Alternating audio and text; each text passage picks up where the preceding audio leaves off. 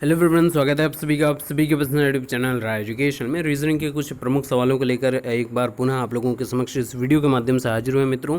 और सबसे इम्पॉर्टेंट है कि पिछले 10 वर्षों के सभी मिक्स टाइप के वनडे एग्जाम से जो रीजनिंग के प्रश्न पूछे जा रहे हैं उन सभी क्वेश्चनों को हमने उठाया है और प्रत्येक दिन आप लोगों को एक वीडियो ये मिलती है जो आपके पूर्वानुभव को और आपके प्रैक्टिस को और भी ज़्यादा सुदृढ़ बनाती है, क्योंकि पिछले 10 वर्षों के सबसे महत्वपूर्ण वनडे एग्ज़ामों से ही उठाए गए प्रश्न हैं। तो बहुत इंपॉर्टेंट है, वीडियो को बहुत अच्छे से देखिएगा और लास्ट में आप लोगों के लिए हर बार की तरह एक प्यारा सा चैलेंज क्वेश्चन जरूर रहेगा। तो चलिए वीडियो शुरू करते हैं। सबसे पहले बात करेंगे पिछली वीडियो में आप लोगों से जो चैलेंज क्वेश्चन पूछा था उसके बारे में। तो आप सभी मित्रों ने बहुत अच्छा ट्राई किया, कई लोगों ने बहुत अच्छे से आंसर भी बिल्कुल सटीकता से दिया है। तो आइए चलिए इस प्रश्न को हम लोग सॉल्व करते हैं। क्वेश्चन था, सीरीज़ का प्रश्न था 10, 11, 14, 23, 50 और क्वेश्चन मार्क था। तो इसमें मैंने क्या बोला था आप लोगों को ट्रिक, और आप लोगों ने बेहतरीन तरीके से उसी ट्रिक को यूज़ किया है कि जब भी बड़ी सीरीज़ के प्रश्न रहें, सीरीज़ के प्रश्न रहें, तो हमेशा डिफरेंस और डबल डिफरेंस में ही आप देखा करिए, उसी से ज़्यादा क्वेश्चन सॉल्व हो जाते हैं। तो आप यहाँ पे देखेंगे तो यहाँ पे देखिए 10 और 11 के बीच में एक डिफरेंस, यहाँ पे 3, फिर यहाँ पे 9, फिर यहाँ पे 27। तो अभी हमको कुछ लॉजिक समझ नहीं आता, डबल डिफरेंस करके देख लेते हैं। तो यहाँ पे देखिए इन दोनों के बीच में मुझे कुछ लॉजिक पकड़ में आ रहा है। यहाँ देखेंगे तो ये क्या है, यहाँ पर 3 का गुणा किया गया है ना, तो ये गुणे 3 हुआ है, ठीक है। यहाँ पर भी देखेंगे तो गुणे 3 हुआ है, बहुत अच्छे। 9 त्रिक से यहाँ पर भी 3 हुआ है, तो अगले में भी 3 से गुणा ही होगा, ठीक है ना। तो 27 दिया 81, तो ये 50 में 81 और ऐड कर लीजिए तो 50, 80, 130, 131। तो करेक्ट आंसर हो जाएगा 131, ठीक है ना। ए ऑप्शन या फर्स्ट ऑप्शन। और जिन्होंने जवाब दिया उनको बहुत बहुत बधाइयाँ। चलिए आज के इस वीडियो में कई इंपॉर्टेंट क्वेश्चन और करते हैं और लास्ट में आपके लिए एक प्यारा सा चैलेंज रहेगा, उसको भी आप ज़रूर कमेंट करके बताइएगा। चलिए आ जाते हैं क्वेश्चन नंबर 1 से। यदि b बराबर 2 है तो बैग बराबर 10 है तो बॉक्स बराबर क्या होगा, इसका जवाब हमको देना है। तो बहुत ध्यान से, क्योंकि अल्फ़ाबेट आप ज़्यादा प्रैक्टिस करिएगा ताकि ये अल्फ़ाबेट जितने भी 26 लेटर्स हैं उनकी नंबरिंग आपको याद हो जाए। तो जैसे देखिए b बराबर 2 है तो बिल्कुल सही है, a बराबर 1, b बराबर 2, c बराबर 3, वही नंबर है, ठीक है ना। तो यहाँ देखिए b क्या होता है, b लेटर कितने का होता है, ये 2 है, ठीक है। ये कितना है, ये 1 है। g कितना होता है, 7 होता है ना।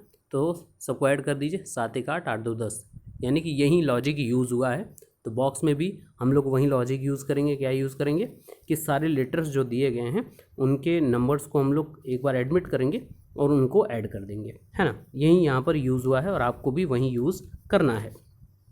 तो b बराबर क्या होता है, b बराबर होता है 1, और आपका एक सेकेंड तो माफ़ करिए, मैंने b बराबर 1 बोल दिया। b 2 होता है और o कितना होता है, o होता है आपका 15, ठीक है। और x जो होता है, x तो आपका 24th लेटर होता है, फिर y और z होता है, ठीक है। तो सबको ऐड कर दीजिए। तो 24 में 15 जोड़ेंगे तो 39, और 39 2 41, 41। तो इसका करेक्ट आंसर हो जाएगा डी। तो मैक्सिमम लेटर्स वाले क्वेश्चंस को आप ज़्यादा क्वेश्चन सॉल्व किया करिए ताकि आपको ये लिटरली याद हो जाए लेटर्स, तो ज़्यादा बेटर रहेगा आपके लिए। चलते हैं नेक्स्ट क्वेश्चन की तरफ। नेक्स्ट क्वेश्चन है कि सुनीता लड़कियों की एक पंक्ति में दोनों छोरों से 11वें स्थान पर है, तो उस पंक्ति में कितनी लड़कियां हैं। देखिए इस प्रश्न ऐसे प्रश्न आते तो आप चुटकी बजाते इस प्रश्न को सॉल्व कर लेंगे। यानी कि देखिए कहीं पर भी होगी वो लड़की, तो चाहे आप आगे से गिनिए चाहे पीछे से गिनिए, वो बीच में इसी नंबर पर आएगी, है ना।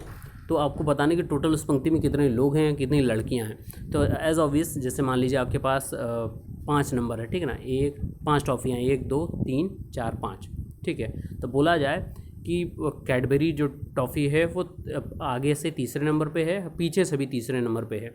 तो टोटल कितनी टॉफ़ियाँ हैं, तो आप आगे से 3 नंबर है, ठीक है, पीछे से भी 3 नंबर है, तो टोटल 6 हो गया ना। लेकिन यहाँ पर तो टोटल 5 ही हैं, तो इन दोनों को जोड़ने के बाद एक माइनस कर देंगे। लिटरली तो यही काम करना है। यहाँ पर भी टोटल 11वां स्थान आ रहा है उसका, तो 11 + 11 - 1, या आप डायरेक्टली यूज़ कर देंगे 2 × 11 - 1। ये भी आप फार्मूला यूज़ कर सकते हैं, 2n - 1 वाला फार्मूला यहाँ पर काम करेगा।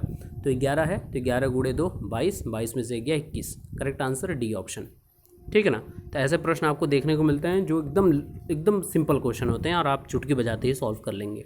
चलिए आ जाते हैं नेक्स्ट क्वेश्चन पे। नेक्स्ट क्वेश्चन है, थोड़ा सा आप इसको देखेंगे तो राजन की आयु में अपने पिता से 20 वर्ष छोटा है, ठीक है, बहुत अच्छी बात है। 5 वर्ष पूर्व उसके पिता उससे 3 गुना बड़े थे और उसके पिता की वर्तमान आयु ज्ञात करनी है। बहुत सिंपल क्वेश्चन है। अब देखिए, तो जब भी ऐसा क्वेश्चन आए तो हमेशा प्रेजेंट एज, वर्तमान आयु को ही माना करिए, एज्यूम किया करिए। तो यहाँ पर है उसके पिता की वर्तमान आयु, तो मान लेते हैं एक्स है वर्तमान आयु उनके पिता की, फादर की एज जो है एक्स है। तो राजन तो 20 साल छोटा है, तो राजन की क्या हो जाएगा x-20। ठीक है, ये प्रेजेंट एज मान के चल रहे हैं हम। 5 वर्ष पूर्व उसके पिता उससे 3 गुना बड़े थे, तो 5 वर्ष पूर्व यानी x-5। एक बार फादर हो जाएगा x था, तो x-5 5 साल पहले। सन क्या हो जाएगा, सन हो जाएगा आपका x-20 पहले से था और -5 यानी कि x-25 हो गया। ये अब आपका 3 गुना था 5 साल पहले, तो x-5 बराबर 3 गुना आपका क्या हो जाएगा x-25। ये इक्वेशन बन जाएगी। तो x-5 बराबर क्या हो जाएगा 3x-75। इसको सॉल्व करेंगे तो x की वैल्यू आ जाएगी आपकी 35। 35 साल हो जाएगी पिता की उम्र। ठीक है, डी ऑप्शन। अगर यहीं पे पुत्र की उम्र पूछ देता तो पुत्र की उम्र हमने कितनी मानी थी, x-20 मानी थी, तो उसमें x की वैल्यू रख देते 35, तो उसमें से 20 घटाने पे 15 साल आ जाती। तो आप ऐसे इसको सॉल्व कर सकते हैं। वीडियो अच्छी लग रही हो तो मित्रों लाइक ज़रूर कर दीजिएगा, और चैनल पर हैं तो चैनल सब्सक्राइब करके बेल आइकन को प्रेस कर लीजिएगा, ताकि जब भी मैं वीडियो अपलोड करूँ आपको नोटिफिकेशन तुरंत प्राप्त हो जाए। और अपने मित्रों तक भी वीडियो पहुँचाने की कोशिश जरूर करिएगा। आ जाते हैं नेक्स्ट क्वेश्चन पे। दिया हुआ है, दिए गए विकल्पों में से उस शब्द को आपको चुनना है जो दिए गए शब्द के अक्षरों का प्रयोग करके नहीं बनाया जा सकता है। तो यहाँ पर शब्द है पनिशमेंट। ठीक है ना, तो चलिए पहला लेटर देखते हैं, नेम NAME है। तो पनिशमेंट में यहाँ पर आप तुरंत पकड़ लेंगे क्या, यहाँ पर देखिए A है और यहाँ पर कहीं पे A नहीं है, आप तुरंत पकड़ लिया आपने नेम। नेम पनिशमेंट से नहीं बन सकता, बाकी सारी तीनों चीज़ें बन सकती है। ठीक है ना, इन सब लेटर्स में आपको लेटर ही तुरंत एक्टिव रहना पड़ता है कि किसमें कौन सा लेटर नहीं है, तुरंत उसको फाइंड आउट कर लीजिए। लेकिन ध्यान समझिएगा, कई बार प्रश्न में थोड़ा सा आपसे मैक्सिमम क्वेश्चन तो ऐसे आते हैं, कई एक बार पूछा गया है, जैसे SSC के और NTPC के एग्ज़ाम्स में या JEE के एग्ज़ाम्स में, कि कौन सा इन चारों में से यहाँ पर नहीं ना, वहाँ पर कि बनाया जा सकता है, तो उसमें से 3 नहीं बनते हैं, 1 बन जाता है। तो वो ध्यान से क्वेश्चन पढ़ा करिए, कई बार ऐसा भी क्वेश्चन पूछ लेता है। आ जाते हैं नेक्स्ट क्वेश्चन पे, थोड़ा सा एनालॉजी वाले क्वेश्चन है। Question mark 63-8-26। ठीक है, तो ये क्वेश्चन है आपका।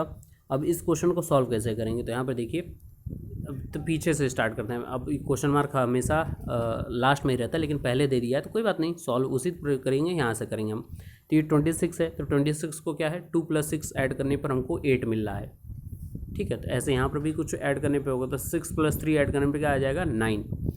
लेकिन एक बात ध्यान से समझिएगा, 9 आपको ऑप्शन में मिल जाएगा, आप टिक करके आगे बढ़ जाएंगे। लेकिन यहाँ थोड़ा सा रुकिए, क्यों, यहाँ पर ऐड करने पर 2 लेटर आ रहा है 08, तो यहाँ पर 09 भी तो आना चाहिए था ना, 09 नहीं आ रहा है। लेकिन दोनों तरफ से बराबर होना चाहिए ना। देखिए 9 है ना, जैसे ये 8 है, तो 8 + 0, यहाँ पर 2 + 6 = 8, दोनों बराबर आ रहा है ना। यहाँ पर भी 6 + 3 9 आ रहा है, तो वैसे यहाँ पर भी ऐसे 2 लेटर आने चाहिए जिसको जोड़ने पर 9 ना होना चाहिए। तो ऑप्शन को उठाइए, यहाँ देखिए 18 आ रहा है, 1 + 8 = 9। ठीक है, तो यहाँ पर आ जाएगा ऑप्शन 18। आई होप आप ये लॉजिक पकड़ लेंगे। रीजनिंग में देखिए सिंपली प्रश्न देखने को दिखते हैं, लेकिन रीजनिंग ऐसे ही कोई इतने बड़े बड़े वनडे एग्जाम्स में क्वेश्चन नहीं पूछा जाता, थोड़ा सा लॉजिक लगाना ही पड़ता है। आ जाते हैं नेक्स्ट क्वेश्चन पे। देखिए कुछ इस प्रकार के प्रश्न भी लॉजिकली पूछे गए हैं कई बार। तो यहाँ पे देखिए, वरुण लंबा है संजय से, विपुल लंबा है वरुण से, कृष्णा उतना लंबा नहीं है जितना विपुल है, किंतु वरुण से लंबा है, तो सबसे लंबा कौन है, ये प्रश्न पूछा जाता है जनरली। तो सीधी सी बात है, वरुण लंबा है संजय से। ठीक है, तो चलिए वरुण को यहाँ पर हम लिख सकते हैं कि V लिख दें, नहीं वरुण है तो इसको मैं B लिख देता हूँ वरुण को। ठीक है, एक बार फिर से लिख देते हैं, वरुण जो है ये लंबा है संजय से, संजय यहाँ लिख देते हैं, वरुण ऊपर लिख दिए। विपुल लंबा है वरुण से, अब वरुण से विपुल लंबा है तो विपुल ऊपर आ जाएगा। कृष्णा उतना लंबा नहीं है जितना विपुल है, जितना विपुल है उतना लंबा नहीं है, लेकिन किंतु वरुण से लंबा है। तो अब देखिए यहाँ पर वरुण से लंबा है लेकिन विपुल से लंबा नहीं है, तो यहाँ पर कहीं कृष्णा आएगा। तो सबसे लंबा कौन है, सबसे लंबा तो ये है, विपुल है। एज ऑब्वियस आप तुरंत पकड़ ले जाएंगे और तुरंत यहाँ पर आंसर दे देंगे, C ऑप्शन। तो बस एक स्ट्रेंथ बनानी पड़ती है, एक लाइन बनानी पड़ती है जिसमें इसको मेंशन करना पड़ता है। ठीक है ना, चलिए तो ये कुछ क्वेश्चन रहे हैं। अब आ जाते हैं लास्ट में आपके लिए प्यारा सा जो चैलेंज क्वेश्चन है उसको देख लेते हैं। तो ये आप लोगों के लिए प्यारा सा चैलेंज है मित्रों कि एक आदमी ने महिला से कहा कि आपके भाई का एकमात्र पुत्र मेरी पत्नी का भाई है, वह महिला उस आदमी की पत्नी से किस प्रकार संबंधित है। ब्लड एंड रिलेशन का बहुत इंपॉर्टेंट क्वेश्चन है। इसका जवाब देने की कोशिश करिएगा। ऑप्शन है दादी, नानी, बुआ, मामी। और आई होप आपको वीडियो पसंद आया है तो फटाफट लाइक कर दीजिए। चैनल पर हैं तो चैनल सब्सक्राइब करके बेल आइकन को प्रेस कर लीजिए। वीडियो को हर जगह WhatsApp group, Facebook group, Telegram हर जगह शेयर करिएगा ताकि ज़्यादा से ज़्यादा मित्रों का लाभ हो सके। Best of luck. Thank you so much.